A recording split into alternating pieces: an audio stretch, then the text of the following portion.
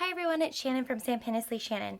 I'm coming to you today to show you how to make adorable personalized planner pages for your Stampin' Up! Planner. So this planner kit, it comes with all of the pages inside, including the dividers, some stickers, a little bookmark, and the leather-bound book. Is available now on StampenUp.com. It was originally only available to those who joined Stampin' Up! During the celebration, but it is now available to everyone. And it is a super awesome price, and it comes again with so many fun and beautiful things. One of the things that I really love about planning my planners, I do lots of planning, is that it has the ability to make this fully customizable. So Stampin' Up! Has provided lots of different pages, and you can kind of style them yourself. But I want to just show you how you can actually make additional pages out of designer series paper or DSP and other Stampin' Up! Materials that you may have. So I thought I would start by showing you one that is not completely finished yet, but will be soon and might be finished while we're on our video today. So my plan is I wanted to do some Christmas planner pages. Now this was an idea that I learned from a Happy Planner whose name is Heather Kell, and she did a delightful video series about this last year, and I was able to make my planner pages last year from Stampin' Up! Materials, but they weren't in a Stampin' Up! Planner.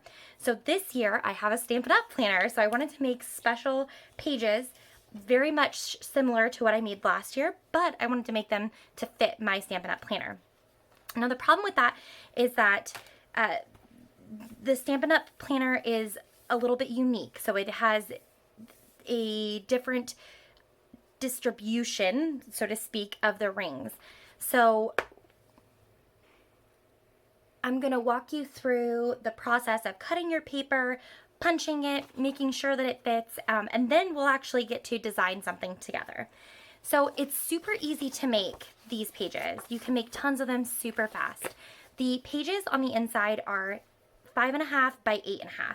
So also super simple measurements, no 3/8 or any of that kind of stuff that may be a little bit more difficult. So I will say that all of the paper that we're using today is going to be paper that is retired. So I am trying to use up some of my old stash, which means that my old stash is mostly retired stuff. So I am going to be using retired paper today, but there are lots of beautiful designs in the Stampin' Up! Catalog that are perfect for these kinds of projects. Or chances are you may actually have a little stash of your own which you can do some of this stuff with. So I'm going to go ahead and cut 5.5.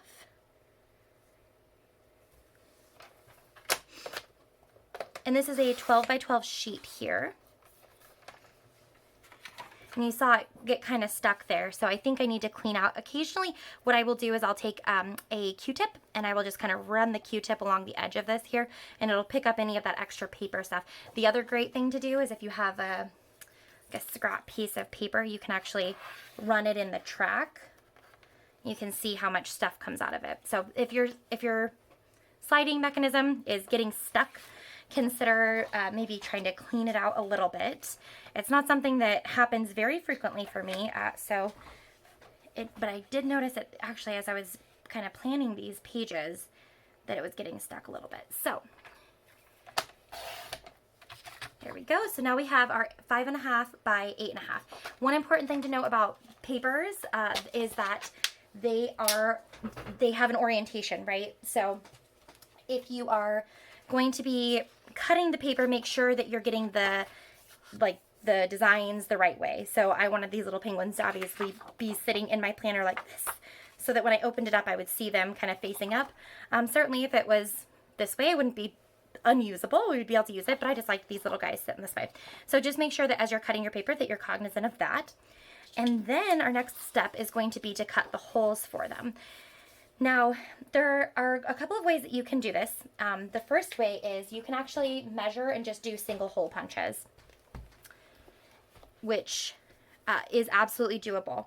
So what I would recommend doing if you're planning on doing that is finding and cutting a piece of paper that is the exact length of this book here. So this is a piece of just regular computer paper, so just like printer paper, the cheap stuff, not the good Stampin' Up stuff that you don't want to waste. So I just lay it in the planner, and it's the exact same length. It's not the same width. It doesn't really need to be. I just need to know where these are. So one way to do this is you can make a little mark in the middle of the ring. You want to make sure that you're doing it in the middle of the ring. So the ring and here, like the middle of the circle, rather than doing it, you know, at the top or the bottom of the circle. You want to make sure it's in the middle because that's where you want the paper to sit. If you do it at the top or the bottom, then it's going to run into the top or the bottom, and you run the risk of ripping your paper as you turn them. So that's one way to do it. So now you have this, and you can just line this up on your paper. And then you can make little X's and cut them out. The one thing, if you do that, you do want to be cognizant of how close to the edge you're punching them, right? So you want to make sure that you're going to be going in the same amount. So as you were looking at this, you need to make sure that your edge of the paper is going to be about the same too, so, which you can also measure on this. So you know you're going to need like about that much. So you could just make a little mark, or you can actually measure it, whatever, if you don't want to guesstimate. I will say that this is not really a guesstimation kind of thing. The other way, the way that I prefer to do it, and the way that I think is going to be easiest, but it does require an additional tool to purchase. This is not a Stampin' Up tool. This is a craft store / Amazon tool that you can purchase, and it's called the Planner Punch Board. And it comes with these little pieces that you can kind of reposition in order to do your Stampin' Up planner. So it fits for all planners, is basically what it is. It's a hole punch for any style of binder, planner, or binder in general. So what we're going to do is we have two ways that we're going to do this. I already know that my planner specifically is 13, 22, 32. That's the perfect numbers that correspond to my planner. And all Stampin' Up planners are the same, so I think that that would probably work for all Stampin' Up planners. However, I don't want you to get mad at me for wasting your DSP. So if you decide to go this route rather than just measuring and individually hole punching each of your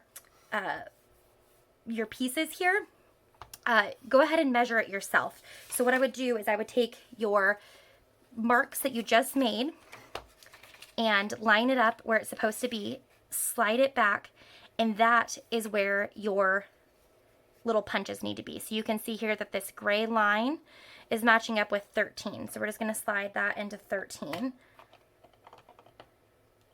Go, and then 22, and then 32. There we go, just like that. And you can see, actually, that's perfect. So yay, it worked out. So that is the other way to do it. And then how you would do it for this one is you're going to decide whichever page you want to be on top. So I would like to have, let's see, I think I want this side up because I'm going to put stuff on the top of it. So we're going to do this side up, and then that cute little back side will just be the little penguins. So you're just going to punch, and then you're going to flip it over again, and punch again. There we go. I got worried that it was upside down. So you can see here that it'll work both sides. If you don't care if there's no orientation of the paper, then you can just choose whatever side, and then you can just flip it over, and it'll work for whatever. But for this particular side, because I wanted the penguins to be up, right side up, and I also wanted the, you know, more, I guess, the blanker side on, going to be facing up towards me of the planner, I went ahead and chose this. So that is really all you have to do, and now you have this gorgeous page that you can use inside of your planner. And if you don't want to decorate it, you just want something colorful and exciting in between, you have it. You don't have to do anything else. Another thing you can do is you can laminate these, re-hole punch, and then you can have like a dry erase board inside of your planner. So I know some people really like to use like dry erase markers, and they like to have something that they can check off every day, and then they just wipe it off at the end of the day. You can absolutely do that with this. You can just laminate it with a laminating machine, and then get your dry erase markers and make marks on it. Perfect. So that's that. The other thing that I thought I would show you real quick is just how to measure the rings of your planner. So if you are planning on measuring this yourself, or you're trying to figure out exactly what your page insert is going to need to be punched at, you just want to make sure that you're measuring from the, again, the center of the circle to the top and then in between each ring. So each ring is about 0.75 or 3/4 of an inch away from each other. But the top is going to be 1 and what is that, 5/16? 1 and 5/16 from the top. And then there's also this space in the middle. So you just want to make sure that you're, number one, measuring in between each ring and from the top to the first ring and the bottom to the last ring. The other place you want to measure is in the middle. This is where I found I was having the most problems getting my pages to fit, is because the rings were fine, like the distance between the rings were okay, and the distance from the top to the bottom was okay, but this distance here was not okay. So it was just a little bit smashed. So measuring that again really helped clarify that, but definitely the easiest way to do it is to just make the little marks on your page, and then to know that you need to go in to the center of the circle, you need to go in about 1/4 of an inch, maybe a little more than 1/4. And that would be what I would do. So you want to go 1/4 of an inch in, and then you would just want to make the marks on here. And that actually looks pretty, oh yeah, I did a good job, all right. So my guesstimation was pretty good. So that is how I made my planner pages, and I did use my planner punch. I find that this is a super easy way. If you're planning on making lots of pages, I think it's definitely worth it. It's not super expensive, but it's also not free. It's not something that you just maybe would probably have in your supply and in your stash. So in the event that you do make a lot of planner pages for your Stampin' Up planner or for any other planners you have, I would think that it's actually a really good purchase for you. All right. So, and you do get 5, but I only used 3 at a time, but I know some planners do different measurements. On the back of this board, they do have the different planner sizes as well. So if you do not have a Stampin' Up planner and you have another planner that you want to use DSP in, this would be a fantastic tool for you to have in order to do that. And I prior to the Stampin' Up planner, I was using DSP and making all these adorable planner pages for my planner at the time that was not Stampin' Up related. So it does work, it can work, and it's a lot of fun to make planner pages. So moving along, what I thought we would do is we would get started on my next, my next list item. So my next page that I wanted to make for Christmas time. I do celebrate Christmas. If you don't celebrate Christmas, you can make these for Hanukkah, Kwanzaa, whatever you celebrate. So I am going to show you how I did this one first. So I made my gift list one first, and my plan is going to be, I have a ton of Stampin' Up markers here, and I will write the names and the tops of the boxes here. So first off is, let's see, I guess I can put, we'll do parents here.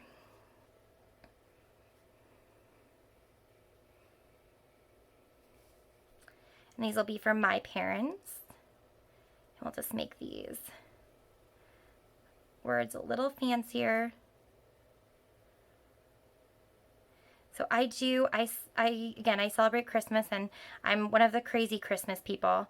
So when I saw this design and this idea come out by Heather Kell, I was just floored. I was like, oh my gosh, why have I never done this before?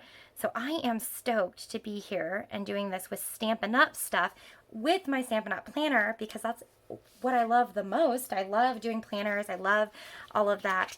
So you can see now what I did is I just wrote parents in there, and then I can itemize the lists that I'm going to do underneath them too. So I didn't finish making the designs, the little borders on these yet, but my plan is just to do some simple little designs like I did here. And then on these ones, I'm going to show you how to do something a little different. So I'm just going to make a little border to show you how I did it. And they don't have to be, I don't like things to be completely the same ever, which is a curse and a blessing. But it also is going to make it super cute to have them all just a little bit different. And you can just go in whatever shapes you want. There are border stamps that you can use, and I have done that before. The stitched borders, I think is what it's called, in the annual catalog. Absolutely perfect for this. And again, have done it. Absolutely would recommend it. But you can also just draw them in with your Stampin' Right markers, which is what I'm doing today. So this is real red. And it's just so cute, right? And then on the back of this one is like a birch log. This is, again, a paper from last year, but so fun. So that will be the plan for my gift list. So moving on to do my next one, which is going to be my Christmas bucket list, is what I think I'm going to do for this one. Now, again, we're actually going to, oops. There we go. I was going to say, this paper is very similar, but I knew that I wanted to have the penguins on the back side, so I was confused by that. So, okay, here we go. This is what we're doing. So, this, to me, doesn't scream Christmas. It screams winter, which is okay because the theme for this one is going to be more wintry. It is going to, for me, lead up to Christmas. It's going to be a Christmas bucket list, but it doesn't have to be finished before Christmas. I'm totally okay with that. And actually, before I glue these down, let's go ahead and do our letters first. So this is the Alpha Best bundle. And this is my first time. I've had this since the annual catalog came out. And I've used like occasional pieces. So I've used a stamp here or a little piece there. But I have not ever just used the set with the punch and done all of the things with it. So this is my first time making it with the gift list, and I loved it. I cannot believe that it took me so long to get this stamp set out and to do this.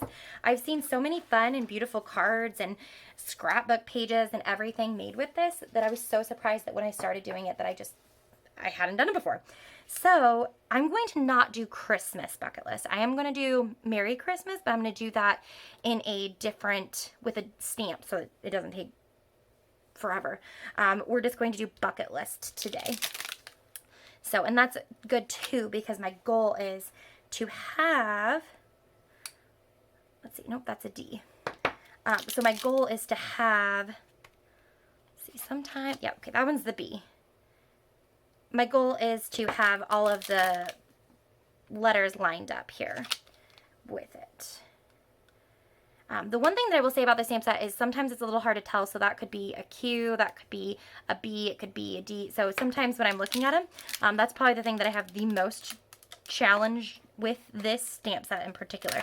I'm just going to go ahead and take this off. I trust myself to remember to put it back on. Okay, so I'm looking for a C. And I just put, is that a G? Yeah, that's a G. No, that's a C.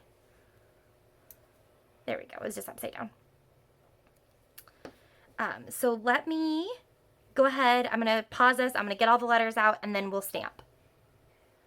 Okay, so I went ahead and pulled out all of my little letters here.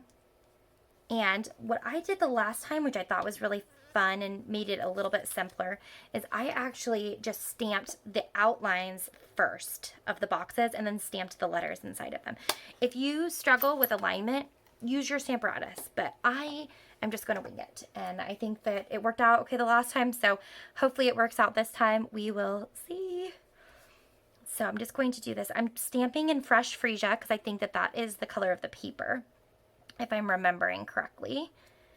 And I'm just going to leave enough space in between them because I am going to punch them out. So I just want to make sure that I have enough space. And these are all just scraps of basic white. There's, there's no measurements for these at all. It's just whatever paper you have in your stash for them. And that is beautiful because I do a lot of measuring, obviously, with cards and things like that, but it's fun to just sometimes just be able to kind of stamp without having to worry about, let's see, without having to worry about all of the, you know, is this right? Did I get it right? Did I mess up? So I am excited. And actually, I just stamped that in the Highland Heather. But what I decided to do was I'm going to match these little penguins. So I'm going to actually stamp in Shaded Spruce, which is right over here. I'm going to move that up here. So we're going to see how this turns out. I'm doing this kind of on the fly here. Oh, I think that's cute. Okay. So I'm going to go back over here and I'm going to do the T on this side. And I do need 2 T's. So what I'm going to do is I'm going to do this other top one up here. There we go. And then let me wipe those 2 off so I can use the other side here. I find that this kind of stamping and crafting is really relaxing because there's no, my eye is super crooked, there's no concern about whether or not it's, oh, it's not measured the right way and now I've messed up and I've got to go all the way back. This is just very simple. And I am going to do this one upside down because it doesn't matter. There's no orientation to these boxes. And I kind of like that maybe they're a little crooked. I'm okay with that. I know that would just absolutely rattle some people. I'm not one of them. I try to get it as straight as I can. For this project, it does not bother me. Sometimes it will bother me, but not today. Today is just about fun and about Christmas and making these adorable little boxes here, or these adorable little planner pages here for your adorable little planner. All right, so there's the K, and then I think this is actually the D. See, I'm not sure. Let's take a look before I stamp it again. I don't want to.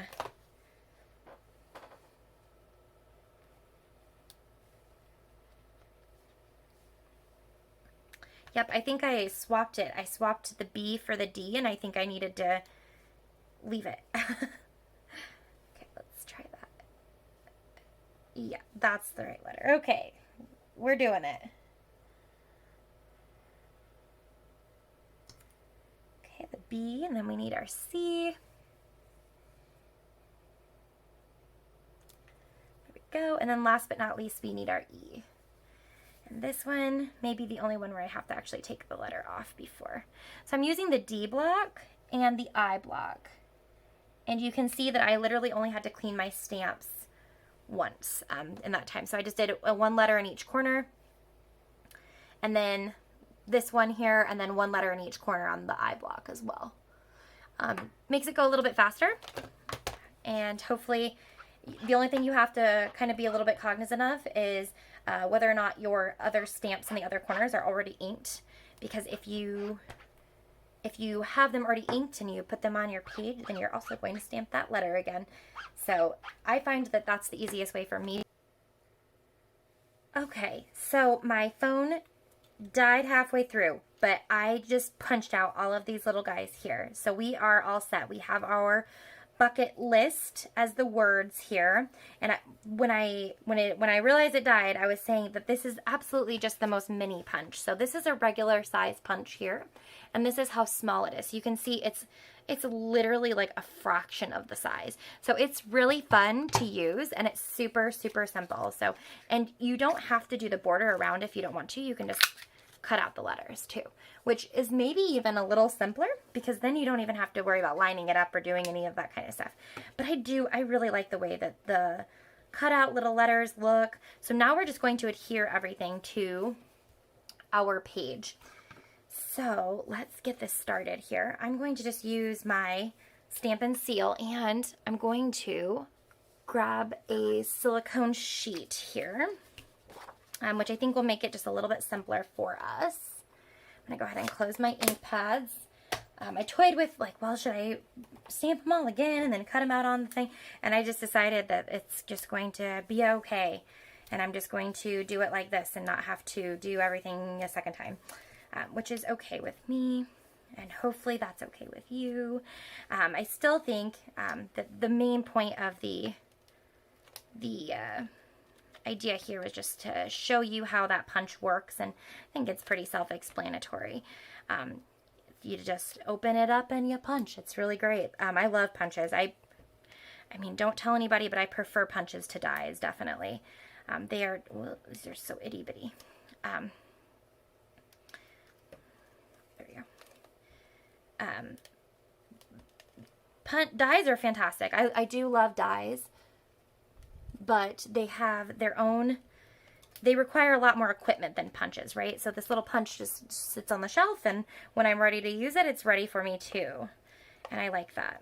Okay, so we'll see, I think I got him. you know what would make this easier is tear and tape. I don't use tear and tape nearly enough, and I was just thinking about that the other day, actually, as I was making my little oh my gosh, my little Halloween boxes from the paper pumpkin kit.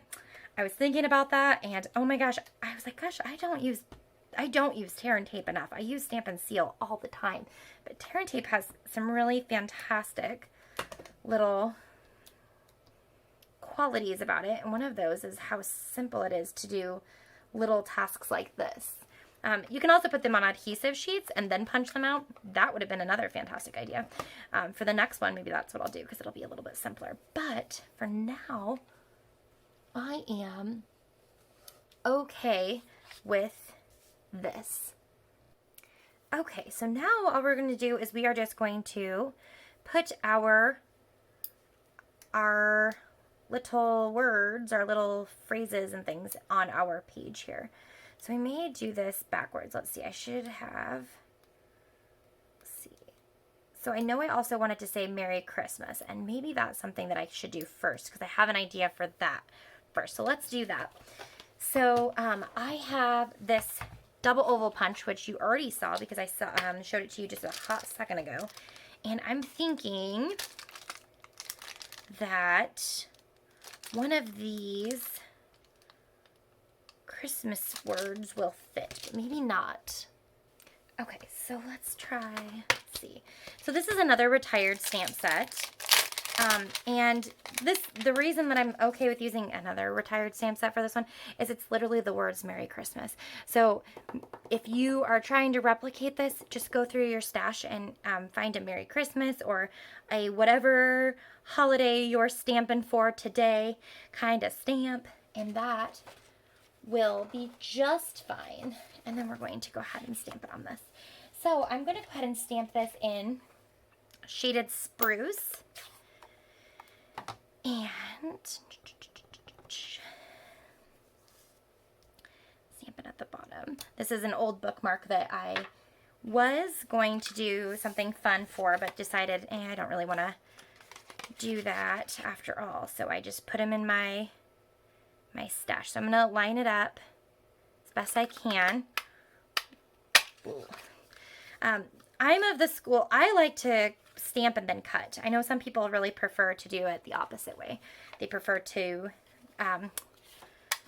cut first and then stamp. And then the other thing I'm going to do is I'm going to try to get a cute little image of this. I'm going to try to get his little face in the side here. That'll be cute. Oh, look at that. That's really cute too. But I think it's easy for me to line it up, so I typically do that like that. And then let's see if I can. Yes, okay, that'll work. Hooray. Okay, so I don't think it's exactly what I was envisioning, but I think it's really cute, and so we're still going to go with it. So I'm just going to, at this point, just going to put some Stamp and Seal on the card here, cardstock. And we're just going to put him down. And then I'm going to close up my stamp pad because I don't trust myself with that. And we are going to put him in the corner up here. Just like this. Doo-doo-doo. And then we're going to do bucket list. And I think that's going to be just so sweet. So let's go ahead and finish flipping over our letters here. Stampin' Up! Has a reverse tweezers as well. And mine are just sitting right up there. And I've just pulled out my old ones. These are ones that I've used for a really long time. I think they came with, I think I got like a bundle for Christmas and they came with that bundle. And for these little teensy pieces, these tweezers are fantastic. When I first got them, I was like, I don't know when I'm going to use these. This is just not something I am going to use. But gosh, you know what? Once I started using them, we'll never go back. It is absolute, oops, I almost missed all the word bucket. We'll never go back. They are absolutely fantastic. Especially for like lining things up. These are kind of like the take your pick tool. Another tool that I was resistant to. Like, nah, I don't need that. It's not going to do anything for me. But oh my gosh, once I started using it, fantastic. We'll never, ever, ever go back to crafting without them again. Oh, it's a little tight on that edge. Well, let's see. I'm okay with that. I'll probably just cut it off a little bit. I should have just, you can see the gap here. I should have moved it over just a little. I don't know if it's too late or, oh, it might not be. Okay. So stamp and seal, another great thing about these little tweezers. Stamp and seal is repositionable to a degree. So there is a time after which it will no longer reposition itself, but for the first, if you can catch it quick, you can usually get it up in time and then move it over. And that is exactly what we're doing here right now, which is fantastic. And I'm going to do it in the order though which I stuck them down, so that way I can hopefully get them all without having to rip the paper. Because I do not want to rip my paper, obviously, although it will all be covered up. And then I don't have to cut anything, which will be fantastic. And if your tweezers get sticky, again, the Stampin' Up ones they're not metal, so I actually think that they work a little bit better for this kind of stuff. But if your tweezers do get sticky and you have baby wipes, those are fantastic just to do a quick wipe down. Or you can just use your fingers, but then your fingers get all sticky. Okay, so there's that. And it is a fantastic thing that I flipped these over so that it didn't get stuck to my paper, because I just slid my paper over on top of that. Didn't even realize it. And then I'm going to flip it over because I'm going to do it right underneath these four here. So that's going to look so cute. And then our next step is going to be, I cut out a bunch of just basic white rectangular postage stamps. It's a punch from the annual catalog. And I thought, number one, that's so cute, because one of the things that I associate Christmas with is like writing lists to Santa. So like rectangular postage stamp. Oh my gosh, so cute, so seasonal. So I use the rectangular postage stamp, and we are going to put some color on the edges using there we go. Look how cute that is. Oh my gosh, I love it.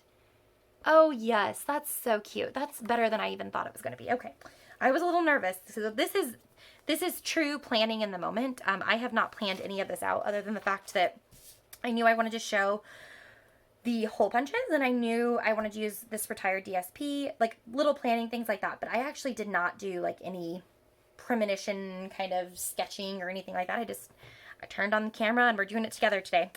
So hopefully this is working for you too, and hopefully it's not too crazy. Okay, so I have 6 here. I know I'm going to need more than 6. So what I'm going to do is I'll probably just do the top half of the page. I'm going to go ahead and get one more in out of this guy here.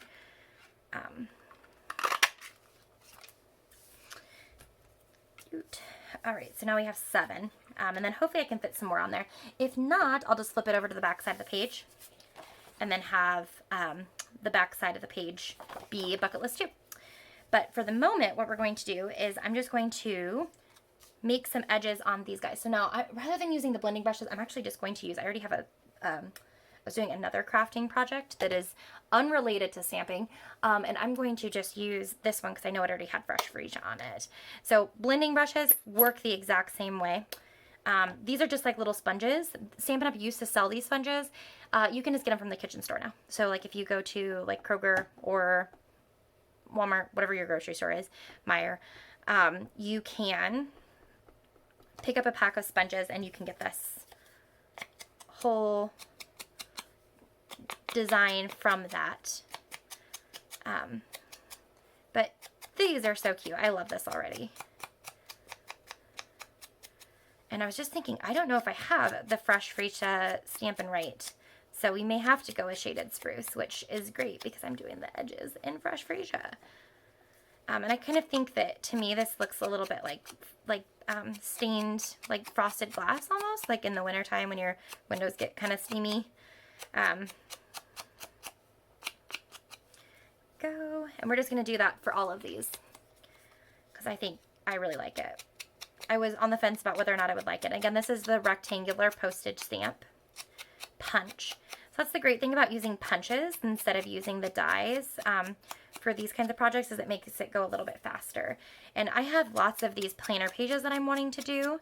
So again, I have a bucket list, I have my gift list, what I write everybody's gifts down. So number one, I don't leave something in a closet somewhere and then forget to give something to somebody. And then also I have like a budget for everybody, and I just want to make sure that like I'm not going crazy over budget. But also to make sure that like it looks kind of even, right? So in the event that I'm like, oh, I have to get this for that person, I'm not like getting one person $20 and one person $500. And so I have a budget list for that one too, which coincides with my gift list. And then let's see, what other one do I usually do? Oh, Christmas baking. I usually do a baking one too, because I like to bake. It's one of my big hobbies is baking, cooking, all the nutrition stuff. So there we go. So I definitely try my best to get a lot of really fun Christmassy baked goods on my docket for December. There we go. Okay. So we have tons of little postage stamps now. And you can see how cute these are going to look on this, right? Okay, so let's go ahead and start. Let's pull out that silicone mat again. Again, another thing that tear and tape would just be fantastic for. This is a little bit easier though because they're a little bit bigger. So you can do them horizontally or you can do them vertically. I think I'm going to try to do them vertically because I want to fit as many of them as possible on this page, so that I don't have like 10 pages of bucket list things. Because again, like I said, I'm Christmas crazy. I have objectives. I know exactly what I want to do for Christmas, and I'm totally okay with adding things in, but I also have like a list of like must-do items. And that's what this list is going to be for. Perfect. And if you don't have, like, if you really love winter, you could do a winter bucket list or a summer bucket list or a birthday bucket list, whatever you feel you need to keep track of to make sure you get to those fun items, so you can make sure you're living life. You can also do them. I'm going to do one sideways here because it'll fit into this little gap in between the hole punches here. And you can see I'm literally eyeballing it. Like I'm not spending a whole bunch of time making sure they're lined up or making sure that the edges are exactly even and perfect, because to me it's like, this is really cutesy, right? Like, and this is like a planner. This is not going to go in a museum or anything somewhere, or get sent to anybody. This is just for me and for you, because I'm doing it with you. But I think that you know, this is one of the reasons that I really like doing planner stuff, is because it's just to me a little bit more relaxing. And I don't know if I'm gonna be able to get another one. Oh, well, let's see. Let's see if I can move this guy over, because if I move him over a little bit, I can get another one right here. But we gotta be careful not to rip our page.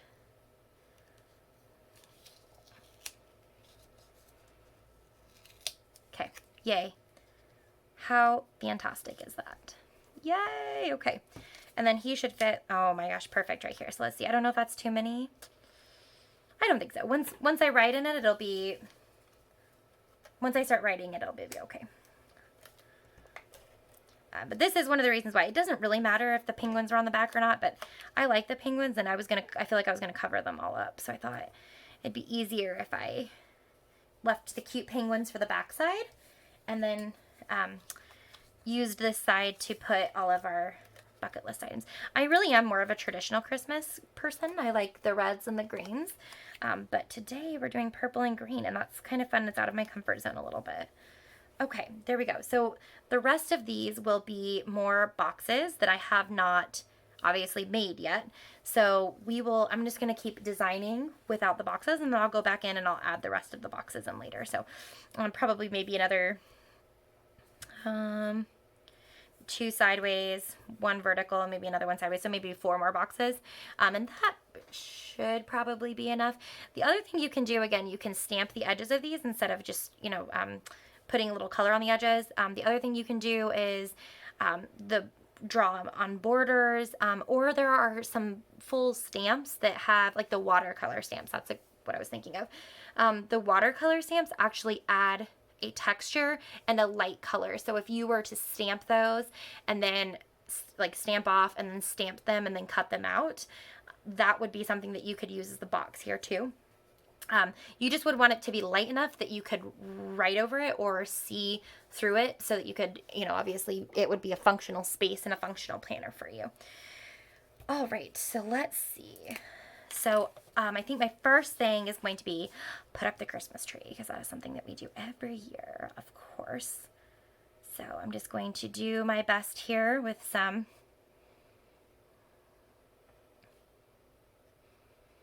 put up the tree, and then I'll go back through and make the words really pretty, hopefully. I do get nervous about my hand lettering here. I am not a calligrapher. I do not do this the same way that everybody else does. I just make the downstrokes thick and make the upstrokes thinner, and it tends to work out okay, I think.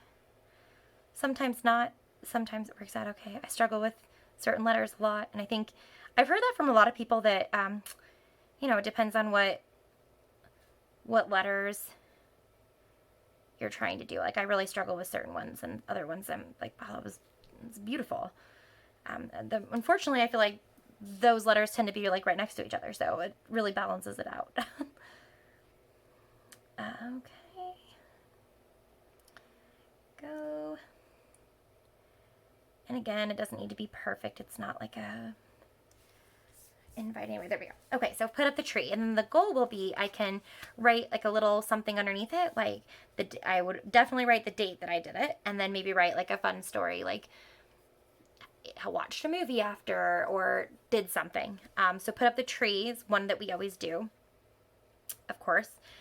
Decorate the outside is another one. All right, let's do bake cookies for next. And the other thing that you can do too, I don't know if I have any stamps out here just yet, but you can definitely use your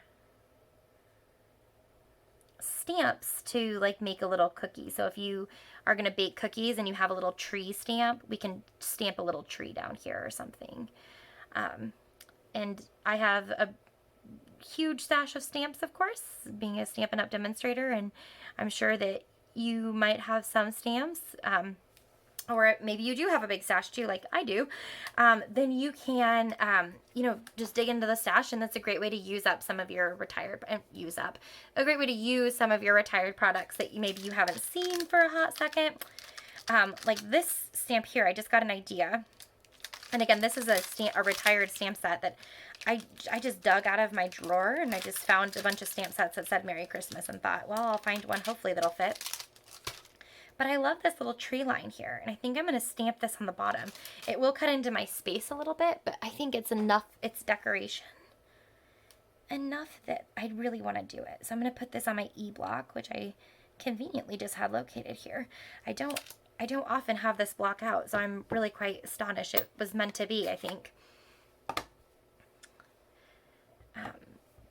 But this is just another way that you can use your stamps in your planner pages. I just got it on my finger. That's nerve-wracking. Let's wipe it off a little. Okay, and then this is where I start getting nervous. Like, well, gosh, if it doesn't work out, then I'm stuck with this, but I'll just cut it if it doesn't work out. But I think it will.